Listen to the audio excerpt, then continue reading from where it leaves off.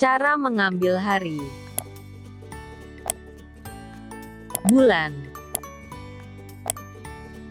dan tahun dari tanggal Excel.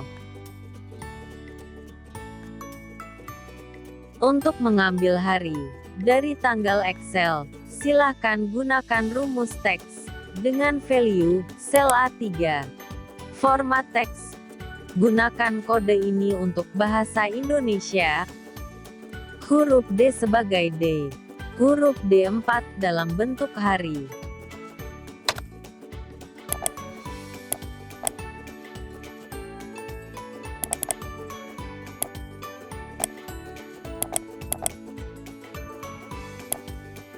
Huruf D2 dalam bentuk angka tanggal. Untuk bulan, gunakan huruf M sebagai mon. Huruf M2 dalam bentuk angka. Huruf M3 dalam bentuk nama bulan singkat.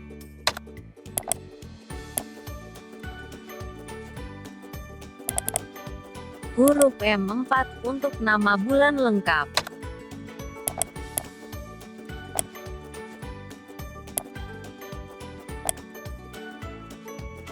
Untuk tahun, gunakan huruf Y sebagai YER. Huruf Y2 untuk tahun singkat.